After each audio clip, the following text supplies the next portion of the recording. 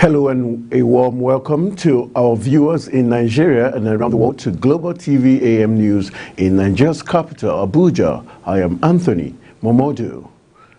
President Bola Ahmed Tinubu has approved yearly recruitment into the Nigerian Police Force (NPF). The Inspector General of Police, Kayode Egbetokun, has disclosed. This, according to him, is to improve and cushion the visible manpower shortage in the force. Meanwhile, retired Inspector General of Police Mike Okiro has stated that the much talked about decentralization of the police would not achieve its desired objective, as the inherent factors that led to its failure in the past have not been addressed.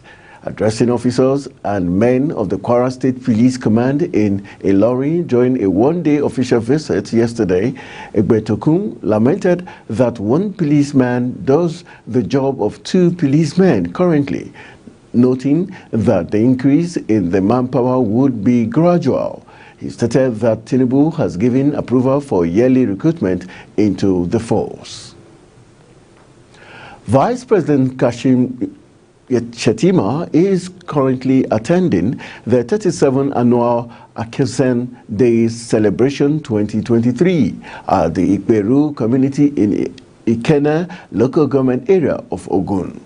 On arrival, the Vice President was received by Governor Dapo Abiodun of Ogun, governors of Kwara and Kogi states, Speaker of the House of Representatives Tajuddin Abbas, and other top federal and state government functionaries. Akasin is the mythical founder of Ikperu, an ancient town in Ogun, southwestern Nigeria. Oral history has it that Akasin was a daughter to an Alafin who, along with her husband, Ajelbe, migrated from Ile-Ife to finally settle in Ikperu around the 13th or 14th century. And moving to the National Assembly has pledged its continuous support for National Agency for the Control of AIDS, NACA, with legislative measures and interventions that will greatly impact on the agency's capacity to effectively deliver on her mandate. The Chairman, House Committee on HIV and AIDS, Tuberculosis and Malaria Control, Amobi Oga, made the pledge while addressing journalists about the forthcoming 2023 World AIDS Day in Abuja. Oga also assured that Parliament will work towards the increased budgetary allocation to the fight against HIV and AIDS within the face of limited resources, adding that provision for legislative framework to protect the rights of people living with HIV and other forms of discrimination and stigmatization will be made. Fauza Lukman has the details. Chairman House Committee on HIV/AIDS, Tuberculosis and Malaria Control stressed the need for stakeholders to ensure the increase of domestic resourcing of HIV interventions, mobilize community members, particularly the prevention of mother-to-child transmission of HIV. He further called on Global Fund and donor agencies to increase their financial support and assistance to the National Agency for the Control of AIDS to ensure the target of ending HIV/AIDS by 2020 is met. All levels must own and sustain national HIV response towards ending AIDS by 2030. These community leaders include policymakers, service providers, traditional rulers, religious leaders, our business men and women, traders.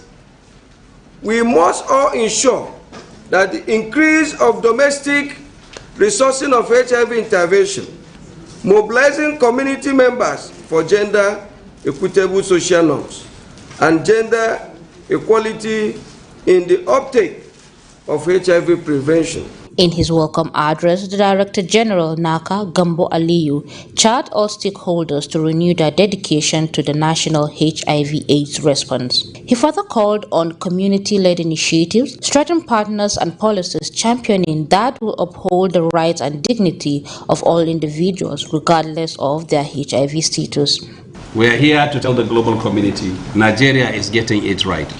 As I'm talking to you, we have nothing less than 1.6 million people that we have identified, we have placed on treatment, and they are doing well on treatment. These individuals are controlling the virus in them. They are not giving other people, and the virus is not killing them. And that is all that is standing before us and ending AIDS. Well, with good treatment that is available, even though there is no permanent cure, but there's enough treatment to maintain and sustain quality of life, good quality of life. So this season again marks another one to say, this time around we want the communities themselves to lead in terms of leadership, in terms of participation in their decision making, and in what we need as a country. Earlier, the management of National Agency for the Control of AIDS observed prayers ahead of the World 2023 World AIDS Day at the National Mosque in Abuja. Fauziya Lukman, Global TV News. Minister of Labour and Employment and Senator-elect for Plateau South, Simon Lalong, has received the 11 All Progressive Congress APC members-elect of Plateau Assembly declared validly elected by the Court of Appeal sitting in Abuja. He said their victory is for the progress of Plateau people. He said it was important for the members-elect to pay a visit to the leader of the APC in Plateau State to appreciate his leadership and guidance throughout the period of the struggle.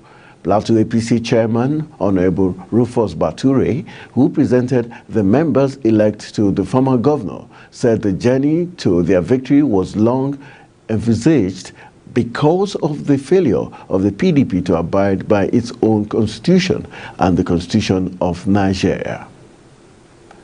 The federal government has promised to put measures in place to end the movement of illegal immigrants into the country to secure the country. The government stated that the era where aliens easily enter the country with fake travel documents must stop. The Minister of Interior, Olubunmi Tunji Ojo, according to a statement on Saturday by the Director of Press of the Ministry, Afonja Ajibola, disclosed this when the Director of the Bureau of Public Service Reforms, Dasuki Arabi, visited him. The Kebbi State Governor, Nasir Idris, has pledged to sustain his support to traditional institutions in the state to encourage them to uphold the virtues of peace, unity, and stability. The Chief Press Secretary to the Governor, Ahmed Idris, disclosed this in a statement made available to journalists in Birin Kebbi on Saturday. The governor, who described the traditional institutions as the custodians of peace, culture, and tradition, also charged them to remain pillars of support to their subjects. Sambo Khalili assured the governor of total loyalty to all policies and programs of the present administration, given the kind of gesture of the governor to his people, regardless of political or tribal leaning. You're watching Global TV AM News, coming to you live from Nigeria's capital, Abuja. We are on StarTimes channel 276. Kindly follow us across social media platforms using @Global TV NG and other handles now showing on your screen. When AM News returns, federal government assures of gas availability, enabling environment for CNG. The news continues shortly with details of these and other stories right after this break. Stay with us.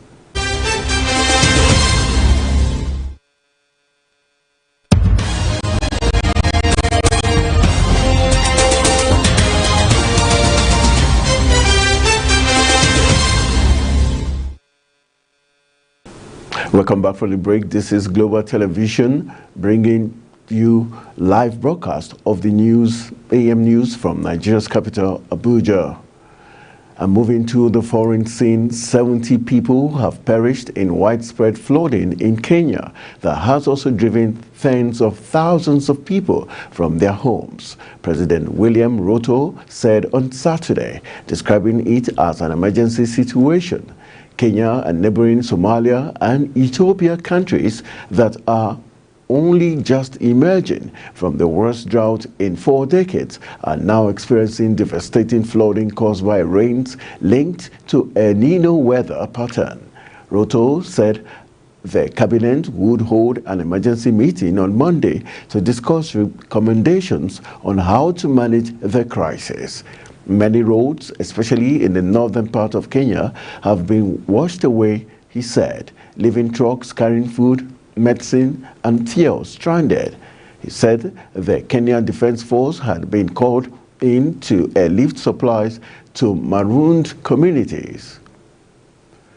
And still on the foreign scene, conflict-weary Somalia was admitted Friday into the East African Community, EAC, as the 8th member of the bloc, as it seeks to expand free trade across the region. Somalia, whose President Hassan Sheikh Mahmoud was at the summit, joins Burundi, the Democratic Republic of Congo, Kenya, Rwanda, South Sudan, Tanzania and Uganda.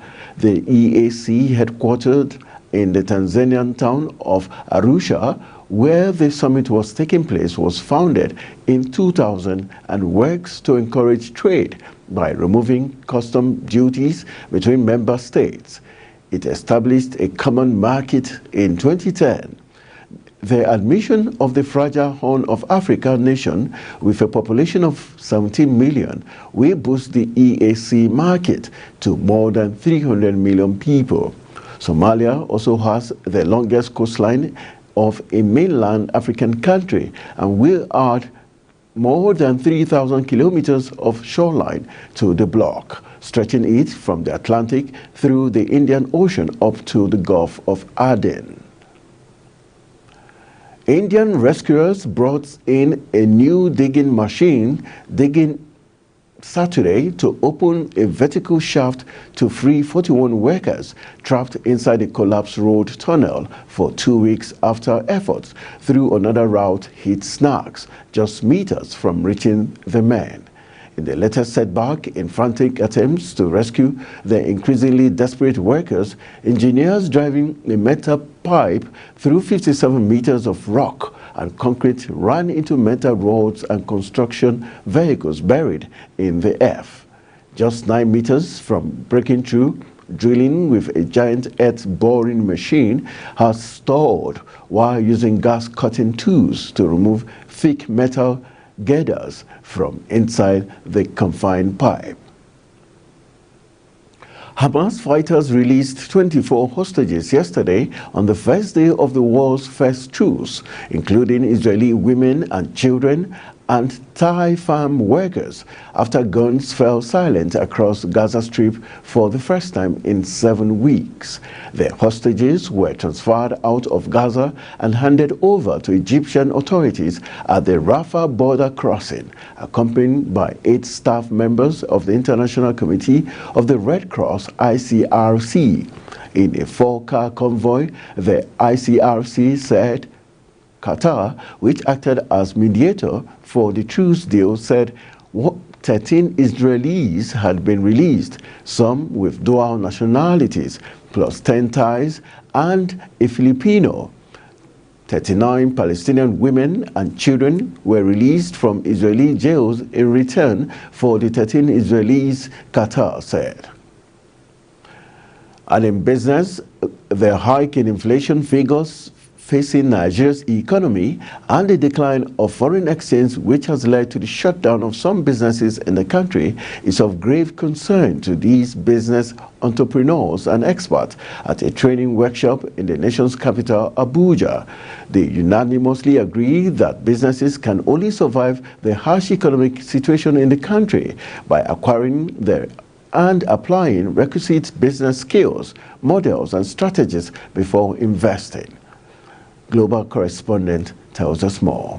The founder of SBM Business School, Isaac Ajisefe, and other business gurus, says the effect of the inflation on Nigerian businesses can be turned around by business owners if they acquire the requisite training before investing into the business. This training is called Exponential Growth and Profit Cost Extra.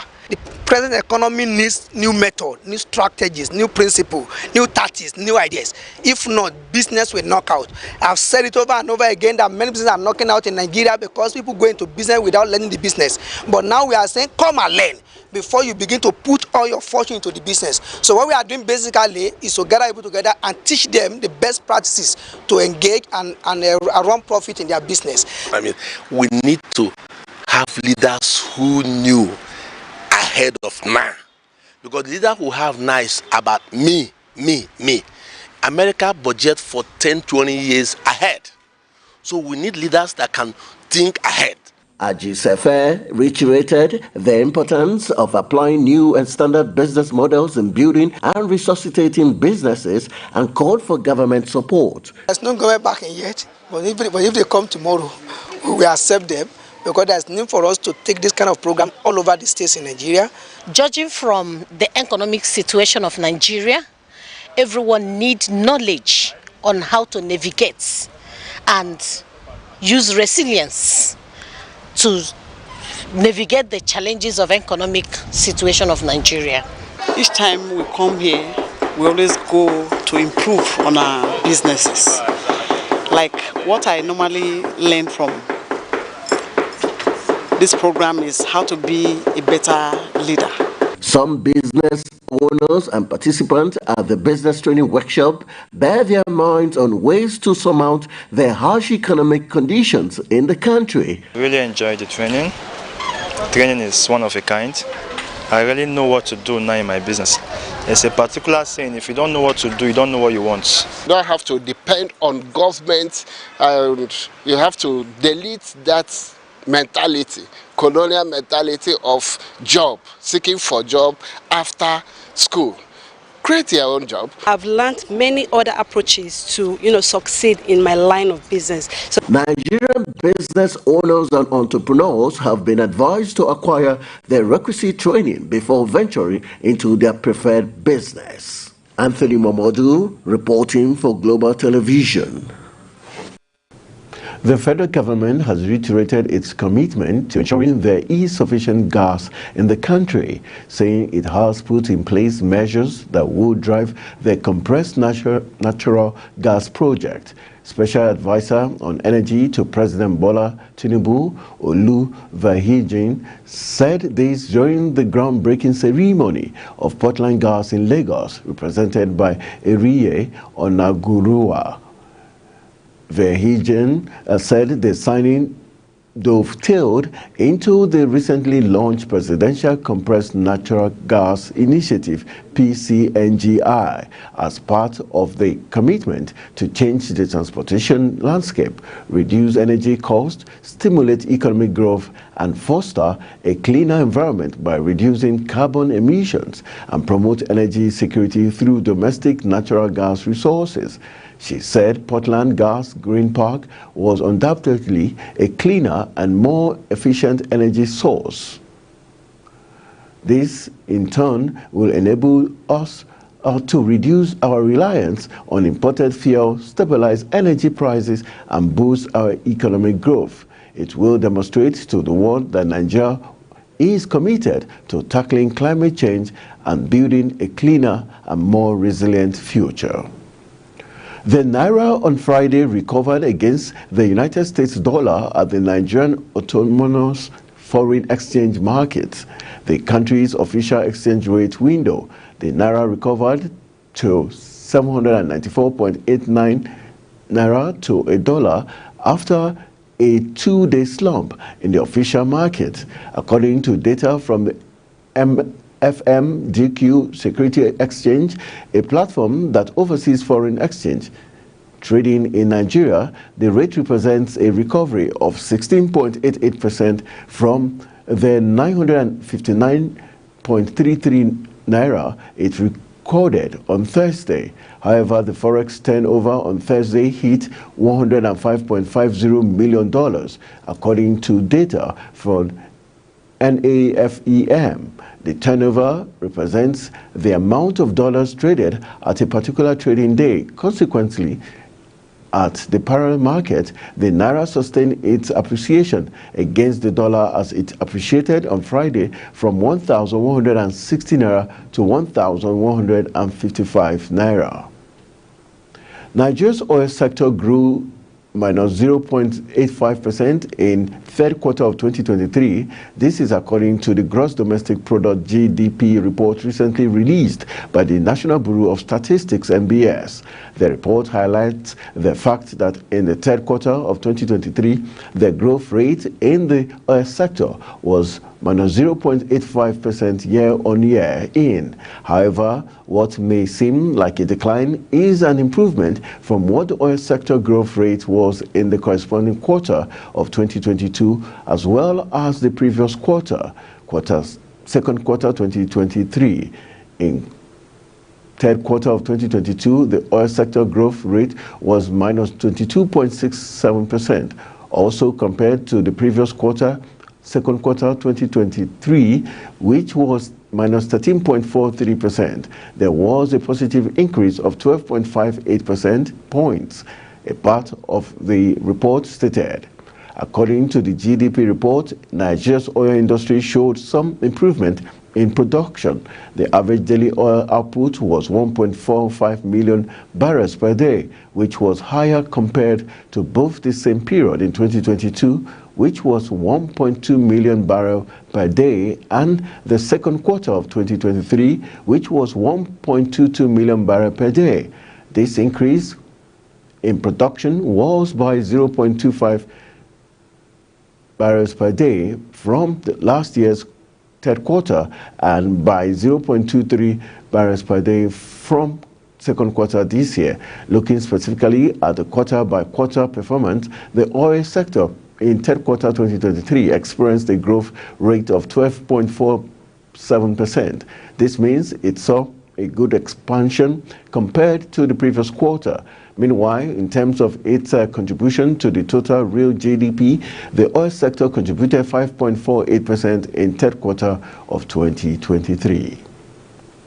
The Vice President of the Independent Petroleum Marketers Association of Nigeria, IPMAN, Abubakar Mai Gandhi Shetima, has urged the IPMAN stakeholders to deploy its willpower towards a credible partnership with the federal government for quick rehabilitation of the nation's refineries. Shetima, in a statement by his Special Assistant on Media, Afam Okunwune, said, given the congenital need for an overall solution to the issues of fuel unavailability in Nigeria, his principal was the man that IPMAN deserved as election draws closer. He noted that IPMAN has remained the engine room of the Nigerian economy, despite its many recent leadership travails, given the truism that Nigerians and Nigeria rely heavily on petroleum and its byproducts to drive their economy.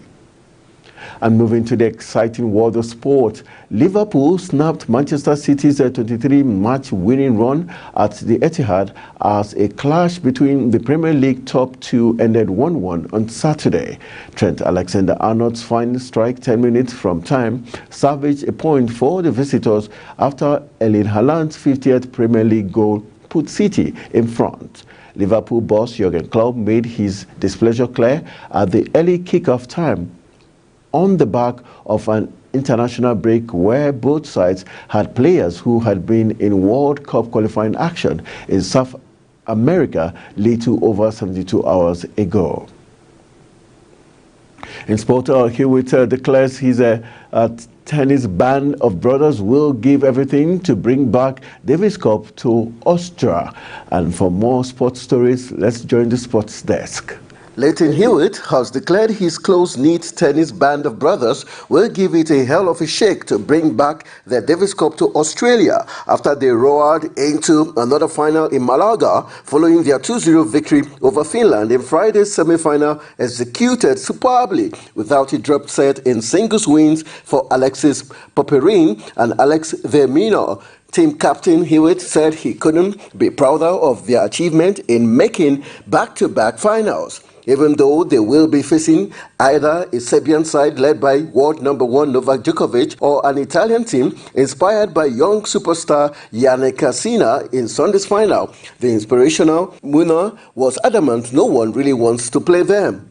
In French football, Ousmane Dembélé has finally put an end to his goal drought by emphatically scoring his first goal for Paris Saint-Germain. Friday night was the Frenchman's 12th league game for the Parisians since joining from Barcelona in the summer. To this point, Dembélé had managed 4 assists in 11 league games with no goal contributions in 4 Champions League games too, and eyebrows had been raised at his absence of goals, but he put an end to that with a stunning strike at the near post during PSG's rampant 5-2 win over Monaco at the Parc des Princes on Friday. And moving to the Bundesliga, Harry Kane broke another 2 records in scoring Bayern Munich's opening goal against Cologne in Friday night. The England forward netted his 18th league goal of the season since his mega move to Germany from Tottenham in the summer as he extended his lead at the top of the Bundesliga goal-scoring charts. The strike was a gift and the number 9 may not score an easier goal this season. Former Stoke man Eric Maxim Choupo-Moting did the hard work, forcing a Cologne defender to clear off the line from his effort, but the clearance only went as far as Kane, who accepted the offer of slotting in from a matter of yards to score once again in Bayern Munich in the only goal of the game as they beat Cologne 1-0. In doing so, he surpassed the record set by both Jadon Sancho and Kevin Keegan in scoring the most goals by an Englishman in a Bundesliga campaign before the season even entered December. Paulo Victor been off his line and proceeded to find the net from distance with an excellent lob. That is it on Global Television AM News. We are on Star Times channel 276. Kindly follow us across our social media platforms using @Global TV NG and other handles now showing on your screen. I am Anthony Momodu. Thank you for watching. See you soon.